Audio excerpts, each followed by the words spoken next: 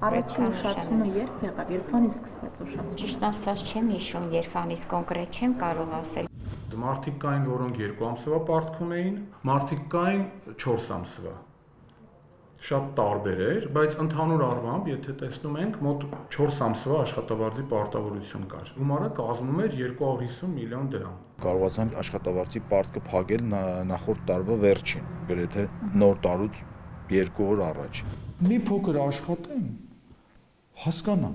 ճանաչեմ մարդկանց։ Ճգնաժամային փուլում Մասիսի հիվանդանոցից տեղափոխված Հայկ Հովհաննիսյանի առաջին արձագանքն էր 11 ամիս առաջ, երբ առաջին օրն էր Արտաշատի բժշկական կենտրոնում։ Նրան արդեն իսկ հաջողվել էր Մասիսի հիվանդանոցի պարտքերը զրոյացնել, հիմա հերթը Արտաշատինն էր։ Ամենայն դեպս ինչ կարողանամ կանեմ, եթե կգնամ ստեղից այն ժամանակ, երբ որ ոչ մի բան չստացվի, ու էլ Մասիս էլ չեմ գնա։ 10 ամիս հետո մենք ունենք այնպիսի պատկեր, որ այս ամբողջ ամիսների ընթացքում աշխատողները միշտ ճիշտ ժամանակին առանց ուշացնելու եւ ամբողջ ծավալով ստացել են իրենց աշխատավարձը։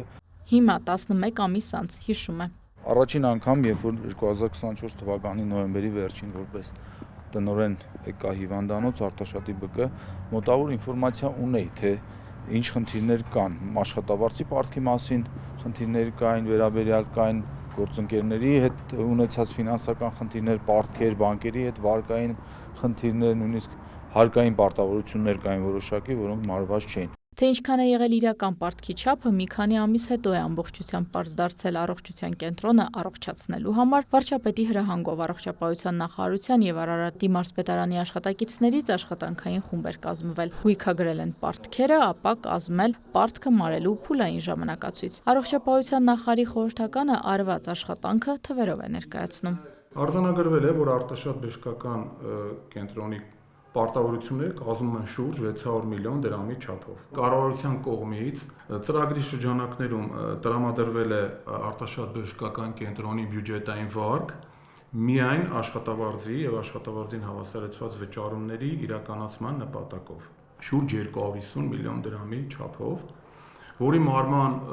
գործընթացը, մարման ժամանակահատվածը սկսում է 2026 թվականի հունվար ամսից։ Աշխատավարձերի մարումից հետո երկրորդ կարևոր օղակը գործընկեր մատակարարների պարտքերը մարելն էր։ Շուրջ 10-11 ամիսների արդյունքում իրականացվել են շուրջ 210 միլիոնի մատակարարներին պարտավորությունների մարում։ Քանի որ ըստ առաջնահերթության հաջորդը նախապատվությունը տվում է դեղորայքին տրամադրվող գումարներին, պարտքերին, որպեսզի կարողանանք դեղորայք ձեռք բերել աշխատանքը լրիվ ծավալով կազմակերպելու համար։ Ունենք նաև հարկային պարտավորություններ, որը նույնպես մարված է։ Այս առողջացմանը նպաստել է նաև մայիսի նախարարության տրամադրած համակարգչային տոմոգրաֆիայի ԿՏ-ի նոր սարքը։ Նախկինում էլ է բժշկական կենտրոնը սարք ունեցել, բայց տևական ժամանակ այն չի աշխատել։ Չէր աշխատում նաև նախորդ տարվա նոյեմբերին, երբ պարտքերի աղմուկը արդեն տարածվել էր։ Ավելացրեց հիվանդների հոսքը եւ գումարի հոսքը։ Եթե այն ժամանակ հիվանդը գալիս էր բուժման համար, նախ պետք էր անպայման ԿՏ հետազոտություն, շուտով մենք ստիպված հիվանդին ուղարկում էինք Երևան ինչ-որ կլինիկա ԿՏ հետազոտության։ Ու այդ հիվանդների մեծ մասը այլևս հետ չէր վերադառնում մեզ մոտ։ Շատ մեծ հարց լուծեց մեր տրավմայով հիվանդների համար, այն ժամանակ պոլիտրավմաները շտապօգնությունը գրեթե չէր բերում այստեղ, որովհետև ոչ մի հետազոտման միջոց չունենք։ Եթե չկա հետազոտում, չկա բուժում։ Արդյունքում ամեն ամիս ավելի քան 300 բուժարու միայն այս սարքավորմամբ է հետազոտվում։ Բժշկական կենտրոնի եկամուտներն այս ամիսներին աճել են 12%-ով։ Ամսական աշխատանքը, եթե վերածենք գումարի, ամբողջությամբ փակում է մեր ամիսը սկսված աշխատավարձներից,